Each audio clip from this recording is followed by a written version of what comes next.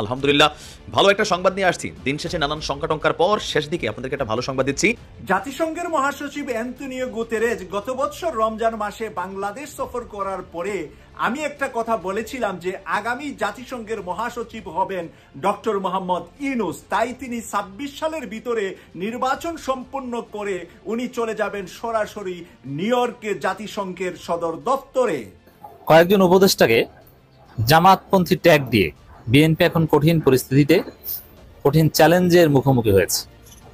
বিএনপিকে অনেকে চ্যালেঞ্জ করছে যে তাদেরকে প্রমাণ করতে হবে যে এই উপদেষ্টা পক্ষপাত করছে। সরকার বলে আর গুলি চালাবে না সেনাবাহিনী, আর সেই দিনই নিরস্ত্র শান্তিপূর্ণভাবে বিক্ষোভ করা মানুষকে টার্গেট করে মারে ওয়াকারের সেনাবাহিনী। তো বিশ্বাস আছে? থাকে না। যে সেনাবাহিনী দেশ রক্ষা করার কথা সে আয়না ঘর বানায়। উনি ক্যান্টনমেন্টে বসে বসে ষড়যন্ত্র করছে কাকে নির্বাচনে জিতাবেন আর কাকে নির্বাচনে উনি হারাবেন। আমরা বলতে চাই, আমাদের যেসব দেশপ্রেমিক সেনাবাহিনী দেশের জন্য জাতির জন্য রাস্তায় নেমে এসছে, সেই দেশপ্রেমিক সেনাবাহিনীদের কলঙ্ক মুক্ত হওয়ার সুযোগ আসছে। আবার যদি ক্যান্টনমেন্টে বসে আবার বাংলাদেশকে পিছিয়ে দেওয়ার ষড়যন্ত্র করা হয়, আমাদেরকে আপনারা হচ্ছে দাবায় রাখতে পারবেন। দর্শক, নতুন একটা নিউজ আপনাকে স্বাগত। প্রিয় দর্শক, বাংলাদেশের যে বর্তমান রাজনৈতিক প্রেক্ষাপট এবং যে পরিস্থিতির সৃষ্টি হয়েছে তারই আলোকে আপনাদের সামনে বেশ কয়েকটা গুরুত্বপূর্ণ ভিডিও নিয়ে হাজির হয়েছি, যার কিছুটা অংশ বিশেষ ইতিমধ্যেই ভিডিওর শুরুতেই দেখেছেন। তো দর্শক, ভিডিও শুরুটা দেখে কিন্তু বুঝতে পেরেছেন আজকে নিউজটা ঠিক কতটা গুরুত্বপূর্ণ এবং ঠিক কোন বিষয়টাকে ইঙ্গিত করছে। তাই বলবো, যারা ভিডিওটি অন করেছেন না টেনে সম্পূর্ণ নিউজটি মনোযোগ সহকারে দেখতে থাকুন, তাহলে আজকের মূল বিষয়টা বুঝতে পারবেন। তো দর্শক, আর বেশি দেরি না করে চলুন দেখে আসবো আজকে সেই কাঙ্ক্ষিত ভিডিও। আজকে দৈনিক বণিক বার্তায় একটি রিপোর্ট প্রকাশ করেছে। সেই রিপোর্টটা আমার বক্তব্যটা গত রমজান মাসে যা ছিল সেটার সাথেই তারা মোটিভেশন করে সুন্দর করে উপস্থাপন করেছেন। তাই দৈনিক বণিক বার্তাকে আমি ধন্যবাদ দিচ্ছি। আমি জেনেছি যে দৈনিক বণিক বার্তা হলেন ব্যবসায়ীদের পত্রিকা, পাশাপাশি এটা সরকারের সাথে খুব রিলেটেড, ঘনিষ্ঠভাবে কাজ করেন, কারণ ডক্টর মোহাম্মদ ইউনূস নিজেও একজন ব্যবসায়ী। তাই এই ব্যবসায়ীদের পত্রিকা দৈনিক বণিক বার্তায় আজকে যে রিপোর্টটা করেছে যে মেক্সিকো থেকে শুরু করে আর্জেন্টিনা সহকারে সাউথ আমেরিকার ৫ জন এবং নিউজিল্যান্ডের সাবেক প্রধানমন্ত্রী সহ ৬ জন এবং বাংলাদেশের ডক্টর মোহাম্মদ ইউনূস সহ ৭ জন আগামী জাতিসংঘের মহাসচিব হওয়ার জন্য সম্ভাব্য প্রার্থী বলে বিবেচনা করা হচ্ছে।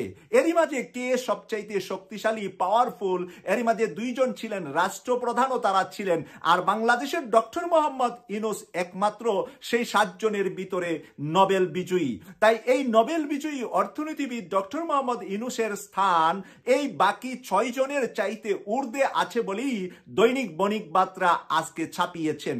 এই নিউজটা ছাপানোর পিছনে আমি মনে করছি যে তারা রিয়েলিটিটার উপরেই ছাপিয়েছেন, কারণ আগামী ২৬ সালেই নির্বাচন করবেন ডক্টর মোহাম্মদ ইউনূস কিন্তু বারবার প্রতিজ্ঞা করছেন। তার মানে ওনার কাছে সময় নাই ২৭ সাল, কারণ ২৬ সালের ৩১শে ডিসেম্বর শেষ হবে বর্তমান জাতিসংঘের মহাসচিব অ্যান্তোনিও গুতেরেজের সময়। ৩১শে ডিসেম্বর ২৬ সালে যদি ওনার সময় শেষ হয়, পহেলা জানুয়ারি ২৭ সাল থেকে নতুন মহাসচিবের দায়িত্ব নিতে হবে।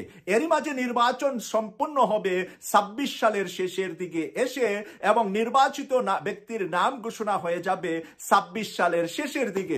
ডক্টর মোহাম্মদ ইউনূস আপ্রাণ চেষ্টা করবেন ফেব্রুয়ারির ভিতরেই নির্বাচনটা করতে, আর এই নির্বাচনটা করতে গিয়ে যদি উনি কোনো বাধার সম্মুখীন হন তাহলে এটার সময়কাল বাড়ালেও আগামী অক্টোবরের বেশি, মানে আগামী বছর অক্টোবরের বেশি সময় উনি ক্ষমতায় থাকতে চাবেন না, কারণ শেষের ২ মাস উনি যদি মহাসচিব হন সেখানে যাওয়া এবং তার প্রস্তুতির জন্য সময়ের দরকার হবে। তাই বাংলাদেশে ২৬ সালে নির্বাচন হবে, এই বিষয়টা এখন আমরা ক্লিয়ার হতে পারি।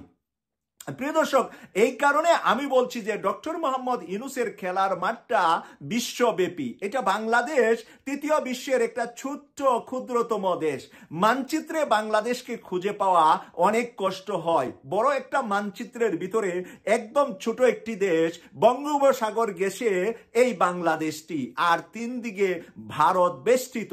তাই এই ছোট একটি বাংলাদেশ নিয়ে ডক্টর মোহাম্মদ ইউনূস পরে থাকতে হবে এবং পরে থাকবেন, এটা আমি ব্যক্তিগতভাবে বিশ্বাস করি না। আমি জানি যে উনার অ্যাম্বিশন, উনার যে হাইলি অ্যাম্বিশন, সেই অ্যাম্বিশনই উনি পৌঁছার জন্য চেষ্টা করে যাবেন।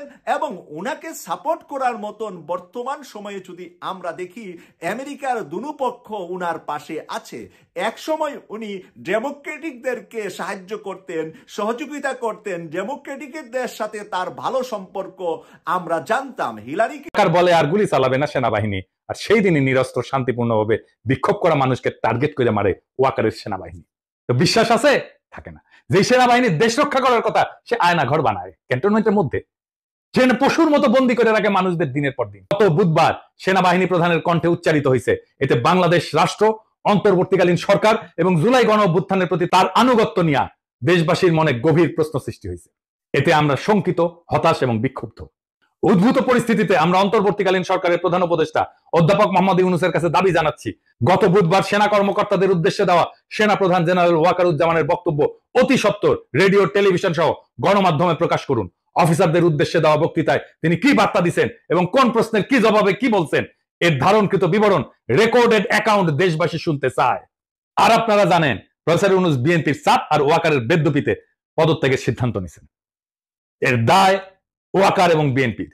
প্রফেসর ইউনূস যদি জাতির উদ্দেশ্যে ভাষণ দেন আর ওইখানে যদি বলেন আমি একটা ভালো নির্বাচন দিতে চাইছিলাম প্রয়োজনীয় সংস্কারের পরে, আমি তারিখও বলছি, সামনের বছরের জানুয়ারি থেকে জুনের মধ্যে, যেন পরবর্তী সরকার ভালোভাবে দেশ চালাইতে পারে, সংস্কারটা সম্পূর্ণ হয়, রাষ্ট্রটা গড়ে ওঠে। কিন্তু ভারত সেনাপ্রধান এবং বিএনপি যৌথভাবে ডিসেম্বরের আগেই নির্বাচন চায়। আমি যেহেতু এর আগে করতে পারবো না, নির্বাচন দিতে প্রস্তুত হইতে পারবো না, আমি বিএনপি আর সেনাপ্রধানকে আর একটা তত্ত্বাবধায়ক সরকার গঠন করতে আহ্বান জানাই। আমরা তাদের কাছে ক্ষমতা দিয়া আমাদের কাছে চলে যাব। প্রফেসর ইউনূসের নিয়োগ দেওয়া সবাই যদি একসাথে পদত্যাগ করে চলে যায়, নির্বাচন প্রধান, নির্বাচন কমিশনার, নির্বাচন কমিশনাররা সহ, আপনারা সামলাইতে পারবেন? পাবলিকের মাইন্ড কিন্তু একটা মাটিতে পড়বে না। এরপর যদি জামাত আর এনসিপি নির্বাচনে না আসে কেমন হবে? নিজেরাই হাসিনা যেরকম হাত মারার নির্বাচন করেছিল ওরকম হাত মারার নির্বাচন করতে হবে। আপনারা ডিসেম্বর কেন, এই মাসে নির্বাচন করে ফেলেন, দেরি হলে লেট হয়ে যাবে। নেন ক্ষমতা, নেন, এতই শখ নেন, নিজেরাই নেন। বাট আমির খসরু মাহমুদ প্রধান উপদেষ্টা বানান, দেখি উনি নাকি কয়েক মাসের মধ্যে নির্বাচন করে দেবে, করুক না। মির্জা ফখরুলকে প্রধান নির্বাচন কমিশনার বানিয়ে দেন। একটা ভাঙা রাষ্ট্রকে গুছাইতে সময় লাগে, আর সেই সময়টা দিতেই চায় না যারা ভাঙার কারিগর। ওয়াকার, ইন্ডিয়া, বিএনপি, আওয়ামী লীগ 4 জনে মিলা একটা অশুভ ঐক্য তৈরি করছে, যাতে রাষ্ট্রটা আর কখনো ঠিক না হয়, বিচার না হয়, সংস্কার না হয়, ইনস্টিটিউশন না দাঁড়ায়। ভয়টা থেকেই যায়, কারণ ভয় থাকলে তারা শাসন করতে পারবে। কিন্তু ভয় আর বিশ্বাস, এই দুয়ের মধ্যে বেছে নিতে হবে বাংলাদেশকে, আমরা কোনটা চাই। প্রফেসর ইউনূস ভয় দিয়ে শাসন করতে চায় না, তাই তিনি বলছেন সংস্কার ছাড়া নির্বাচন মানে প্রতারণা। অথচ ওয়াকাররা বলতেছে ডিসেম্বরেই ভোট করো। কেন? কারণ জনগণ যদি একটু সময় পায়, যদি ইনস্টিটিউট দাঁড়ায় যায়, যদি মানুষ বুঝে পেলে তার অধিকার কি, তাহলে আর ভয় দিয়ে শাসন করা যাবে না। ওইখানেই তাদের ভয়। বিএনপি, আওয়ামী লীগ, ওয়াকার আর ভারতের এই অশুভ ঐক্য ভাঙা দিতে হবে। প্রফেসর ইউনূসকে সময় না দিলে এই রাষ্ট্রে শুধু সরকার বদলাবে, শাসন বদলাবে না, শুধু মুখ বদলাবে, হিংসা আর লুটপাটের কাঠামো থাকবে আগের মতোই। তাই প্রশ্ন একটাই, আপনি কি ভয় দিয়ে শাসিত হতে চান, নাকি বিশ্বাসের উপরে দাঁড়ানো একটা স্বাধীন গণতান্ত্রিক রাষ্ট্র চান? এই তিনটে নিউজ দেখেন। একটা, বিএনপি নির্বাচন নিয়ে আন্দোলনের কৌশল যেন প্রফেসর ইউনূসকে চাপে রাখা যায়। ইন্ডিয়ার বক্তব্যে বাংলাদেশে অন্তর্ভুক্তিমূলক নির্বাচনের মধ্যে দিয়া সব বিষয়ে নিষ্পত্তি চায় ভারত, যেন বাংলাদেশ ভারতের একটা প্রদেশ। আর ওয়াকারের ডিসেম্বরের মধ্যে নির্বাচন হওয়া উচিত। মিল দেখতে পান? হ্যাঁ, মিল হচ্ছে এদের মধ্যে একটা কমন জিনিস, ডিসেম্বরের মধ্যেই নির্বাচন। আমি বলছি ওয়াকার, বিএনপি, আওয়ামী লীগ আর ইন্ডিয়া, এই 4টা মিলে একটা ঐক্য হয়েছে। এই ঐক্যের লক্ষ্য হচ্ছে প্রফেসর ইউনূসকে তাড়ানো, ভাগানো তাড়াতাড়ি। এতে 4 পক্ষেরই লাভ। রাষ্ট্রটায় কোনো সংস্কার হবে না, যা আগে ছিল তাই থাকবে, ঘুরে মাগুর স্যাং। আর্মির জেনারেলরা যে আকাম করছে, গুম খুনে যুক্ত ছিল, সেটার বিচার হবে না। জুলাই আগস্ট বিপ্লবে ওয়াকারের আর্মি গুলি করে মানুষ মারিছে। গতকালই নেত্র নিউজে একটা রিপোর্ট আসছে, 5ই আগস্ট সকালে আর্মি টার্গেট কইরা মাথায় গুলি করে মানুষ মারছে, টার্গেট কইরা, বিনা উস্কানিতে। এই যে এটা দেখে নিয়েন, খুব ভালো রিপোর্ট করছে এটা। এইগুলার বিচার যেন না হয়, এইটা ওয়াকার চায়। যারা গুম খুনে যুক্ত ছিল তাদের যেন বিচার না হয়, বিডিআর হত্যাকাণ্ডের যেন বিচার না হয়, শুনেন তার মুখেই। এই বর্বরতা কোনো সেনা সদস্য করেনি, সম্পূর্ণটাই তদানীন্তন বিজিবি সদস্য দ্বারা সংঘটিত। Full stop. এখানে কোনো কয়েকজন উপদেষ্টাকে জামাতপন্থী ট্যাগ দিয়ে বিএনপি এখন কঠিন পরিস্থিতিতে, কঠিন চ্যালেঞ্জের মুখোমুখি হয়েছে। বিএনপিকে অনেকে চ্যালেঞ্জ করছে যে তাদেরকে প্রমাণ করতে হবে যে এই উপদেষ্টা পক্ষপাত করছে। তো দর্শক, বিএনপি তো যা মন চায় বলে দেয়, কোনো ভারসাম্য নাই, কথাবার্তার কোনো ব্যালেন্স নাই। মানে এদের রাজনীতি কতটা ফালতু একটা দল যখন লুজার্স পার্টি হয়, একটা দল যখন পরাজয়ের দ্বার প্রান্তে যায়, তখন তাদের পরিস্থিতি যে কতটা ভয়ানক এবং কতটা করুণ হয়, কতটা দুঃসহ হয়, তার প্রমাণ আপনারা দেখতে পাচ্ছেন। এরা কি বলে, এদের ন্যারেটিভ কি, স্টান্স কি, কোনো বাজ বিচার নাই, নিজেরা বুঝে না, বলার কাজ বলে দেয়। তো দর্শক, এই বিএনপি, আমি একটা প্রমাণ দিই মূল আলোচনা যাওয়ার আগে। কি বলেছে? ত্রিভুজ প্রেমের বলি হয়ে জগন্নাথ বিশ্ববিদ্যালয়ের ছাত্রদল নেতা নিহত হয়েছে। শহীদ বলা কি ঠিক হবে? নিহত হয়েছে, হত্যাকাণ্ডের শিকার হয়েছে। এটা অনেকটা লজ্জাকর। একজন ছাত্রনেতা ইন্টারমিডিয়েট পড়ুয়া নেশাখোর একটা মেয়ের প্রেমে পড়েছে, তাও ত্রিভুজ প্রেম। প্রেমে পড়তে পারে, এটা অন্যায় নয়, কিন্তু একজন ছাত্রনেতা টিউশন করাতে যেতেন না প্রেম করতে যেতেন, এটা প্রশ্ন। সেই জায়গায় ছাত্রদল মিছিল করে ওই প্রেমিক পুরুষের পক্ষ হয়ে যে একটা শিবির ধরে ধরে গিয়ে শিবিরে আস্তানা ভেঙে দাও, ঘুরিয়ে দাও। আরে ভাই, তোমরা ত্রিভুজ প্রেম করতে যে মারা যাও, শহীদ হও, সেখানে তুমি শিবির টানো কেন? মানে মাথা খারাপ, স্ক্রু ঢিলা, কোন জায়গায় কি বলতে হবে কিচ্ছু বোঝে না। ভাগ্য ভালো এই ত্রিভুজ প্রেমের রহস্য শ্রুতি উন্মোচন হয়েছে, নইলে যে শিবিরকে কি করতো এর কোনো ঠিক থাকতো না। তো দর্শক, এই বিএনপি এরা মাইক হাতে পেলে যা ইচ্ছা তা বলে, সে ফখরুল থেকে শুরু করে সবাই। কি শুরু করেছে? এই বাংলাদেশে হাজার দুর্নীতিবাজদের ভিড়ে দু একজন সৎ কর্মকর্তা কর্মচারী আছে, হাজারো দুর্নীতিবাজ মন্ত্রী উপদেষ্টাদের মধ্যে দুই একজন থাকে। এখন ওই সৎ ডিসি, সৎ সচিব, সৎ দক্ষ পেশাদার, এদেরকে ধরে ধরে জামাত ত্যাগ দেওয়া শুরু করেছে। এটা বিএনপির জন্য ডিজাস্টারাস। যারা দেশপ্রেমিক তাদেরকে জামাত বানায়, এতে তো দেশটা জামাতপন্থী হয়ে যাবে, আপনি তো ঠেকাতে পারবেন না। এই কাজ বিএনপি করছে। তো দর্শক, এই জায়গায় আপনারা জানেন যে উপদেষ্টা ফাজুল কবির খান, তার মতো সৎ যোগ্য পেশাদার উপদেষ্টা বাংলাদেশে দ্বিতীয়বার দেখাতে পারবেন না। বাংলাদেশে মন্ত্রী পরিষদের ইতিহাসে সবচাইতে ভালো মন্ত্রীর তালিকা যদি করা, একদম পিওর দুর্নীতি মুক্ত, মাওলানা মতিউর রহমান নিজামী, আলী হাসান মুজাহিদের পরেই এই ফাজুল কবির খানের নাম বলতে হবে। এতটা সৎ এবং ভালো লোক। আপনি চিন্তা করছেন, তার জুতা সেরা, অথচ মন্ত্রী, নিজের ব্যাগ নিজে টানেন, মেট্রো রেলে ঘোরেন, কোনো লোভ লালসা কিচ্ছু নাই।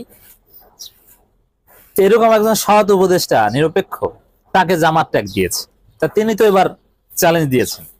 তো এইভাবে অযাচিত ভাবে সৎ দক্ষ লোকদেরকে জামাত ট্যাগ দেয় বিএনপি সত্যি কঠিন পরিস্থিতি পড়েছে, এবং সামনে তাদেরকে মাসুল দিতে হবে। ইউনূসের কাছে বিচার দিয়েছে, কিন্তু ইউনূস ওই বিচার আমলে নেয়নি। কারণ ইউনূস বলেছে যে এরা তো সৎ লোক, এদেরকে আপনি জামাত কেন বলছেন? এরা কোনো ভুল করেছে, কোনো পক্ষপাত করেছে, আপনি দেখাতে পারবেন না? তাহলে আপনি অযথা তাদেরকে জামাত ট্যাগ কেন দিচ্ছেন? অন্তর্বর্তী সরকারের উপদেষ্টাদের নিরপেক্ষতা নিয়ে রাজনৈতিক মহলে প্রশ্ন হচ্ছে। এ প্রসঙ্গে বিতর্ক এড়াতে উপদেষ্টা পরিষদ সহ অন্যান্য গুরুত্বপূর্ণ পদে সাময়িকভাবে নিয়োগপ্রাপ্তদের পরবর্তী সরকারের লাভজনক পদে না রাখার আহ্বান জানিয়েছেন বিদ্যুৎ, জ্বালানি, খনিজ সম্পদ উপদেষ্টা ফাজুল কবির খান। আরো কয়েকটা মন্ত্রণালয়ের দায়িত্বে এই ফাজুল কবির খান, তিনি এই চ্যালেঞ্জ দিয়েছেন যে অধ্যাদেশ জারি করেন, এই করেন, সেই করেন। আবার নানান মহল থেকে টকশোতে অনেক বুদ্ধিজীবী প্রশ্ন তুলেছে, এরা জামাতপন্থী প্রমাণ করেন, আপনি কেন বলছেন? আপনি ট্যাগিং এর রাজনীতি কেন বলছেন? আরো কয়েকজনের নাম মন্ত্রী পরিষদ বিভাগে এবং জনপ্রশাসন বিভাগে বেশ কয়েকজনকে নাম ধরে ধরে জামাত ট্যাগ দিয়ে এসেছে। আপনি কিসের ভিত্তিতে বলছেন? তাদের ভুলটা কি? সমস্যাটা কোথায়? তাদের অদক্ষতা কোন জায়গায় পক্ষপাত করেছে? আপনি সুনির্দিষ্ট বলতে পারবেন না। আন্দাজে ছোট দাড়ি দেখলে, নামাজি দেখলে, সৎ দুর্নীতি করে না, ঘুষ খায় না দেখলেই আপনি জামাত বানিয়ে দিচ্ছেন। নানান মহল থেকে প্রশ্ন উঠছে এবং চ্যালেঞ্জ দেওয়া হচ্ছে যে বিএনপি প্রমাণ করুক যাদেরকে জামাত বলছে তাদের সমস্যাটা কি। তো ফাজুল কবির খানও চ্যালেঞ্জ দিয়েছেন ফেসবুক পোস্টে। ফাজুল কবির লেখেন, প্রধান উপদেষ্টার সঙ্গে 3 রাজনৈতিক দলের বৈঠকে উপদেষ্টাদের নিরপেক্ষতা নিয়ে প্রশ্ন উঠছে। একটি দলের তালিকায় আমারও নাম আছে, মানে তাকে জামাত বানিয়েছে। তিনি আরো বলেন, আমি পক্ষপাত দুষ্ট চিন্তা বা সিদ্ধান্ত গ্রহণে অভ্যস্ত নই, সবসময় অনুরাগ বিরাগের ঊর্ধ্ব থেকে সরকারের সিদ্ধান্ত নিয়েছে। তবুও যেহেতু প্রশ্ন উঠছে, নিষ্পত্তি প্রয়োজন, এই নিষ্পত্তির প্রয়োজন, এটা হচ্ছে ফাজুল কবিরের চ্যালেঞ্জ। অতএব এই চ্যালেঞ্জ বিএনপিকে গ্রহণ করতে হবে। এই চ্যালেঞ্জ গ্রহণ না করলে বিএনপি মিথ্যুকের দল, বিএনপি ধান্দাবাজের দল। তো দর্শক, ফাজুল কবির খান স্পষ্ট করে বলেছেন তিনি পক্ষপাত দুষ্ট নন, তিনি কারো পক্ষে কাজ করছেন না, তিনি নিরপেক্ষভাবে কাজ করছেন। এবং আমিও চ্যালেঞ্জ করে বলছি, ফাজুল কবির খানের একটা সিদ্ধান্ত দেখান যেটা প্রো জামাত ছিল বা জামাত অনৈতিক সুবিধা পেয়েছে। আপনি দেখাতে পারবেন ফাজুল কবিরের সিদ্ধান্তে দুর্নীতি ছিল না, ঘুষ চলে না, বিএনপিপন্থী অফিসাররা, বিএনপিপন্থী লোকজন এই মন্ত্রণালয়ে দুর্নীতি করতে পারে না, ঘুষ দিয়ে উপদেষ্টাকে ম্যানেজ করে কোনো অবৈধ সুযোগ সুবিধা পায় না। এই জন্য তাকে বলছেন নিষ্পত্তি করার চ্যালেঞ্জ দিয়েছেন, এখন নিষ্পত্তি করতে হবে, বিএনপিকে প্রমাণ দিতে হবে। পোস্টে তিনি প্রস্তাব করেন অন্তর্বর্তী সরকারের প্রধান উপদেষ্টাবৃন্দ, বিশেষ সহকারীবৃন্দ এবং চুক্তিভিত্তিক নিয়োজিত কর্মকর্তাদের কেউই যেন পরবর্তী নির্বাচিত সরকারের যে দলেই সরকার গঠন না কেন কোনো লাভজনক পদে অংশ নিতে না পারেন, এই মর্মে একটি অধ্যাদেশ জারি করা উচিত। হ্যাঁ, রাইট, আমরা একমত। এবং এই ফাজুল কবিরদের চরিত্র হচ্ছে যে এরা নিরপেক্ষভাবে দেশ চালাচ্ছে, দায়িত্ব পালন করছে, এদের হারানোর কিছু নেই এবং এরা জীবনে আর কোনো পদ পদবি চায় না, একটা সুষ্ঠু নির্বাচন দিয়ে তাদের দায়িত্ব পালন করতে চায়। এরকম ক্লিন এবং সৎ লোক চ্যালেঞ্জ দিয়ে বলতে পারছেন যে না, কোনোদিন আমরা কোনো সুবিধাভোগী হতে চাই না, কোনো দলের কোনো সুবিধা পেতে চাই না, তাহলে কেন আমাদেরকে আপনারা ট্যাগ দিচ্ছেন? তবে শর্ত হিসেবে তিনি যোগ করেন নির্বাচনের তফসিল ঘোষণা আগে যারা অন্তর্বর্তীকালীন সরকার থেকে পদত্যাগ করবেন তাদের ক্ষেত্রে এই বিধান প্রযোজ্য হবে না। এখন ফাজুল কবির খানের এই চ্যালেঞ্জের তাৎপর্য হচ্ছে যে তিনি জোরালো ভাবে বলছেন, স্পষ্ট করছেন যে তিনি পক্ষপাত দুষ্ট নয়, তার উপর জুলুম করা হচ্ছে, তাকে ট্যাগ দেওয়া হচ্ছে। এখন এই নতুন বাংলাদেশে দর্শক সম্পূর্ণ ভিডিওটি দেখলেন, আশা করি বিষয়টি বুঝতে পেরেছেন। এই নিয়ে আপনার গুরুত্বপূর্ণ মন্তব্যটি অবশ্যই কমেন্ট বক্সে জানিয়ে দিবেন। ধন্যবাদ।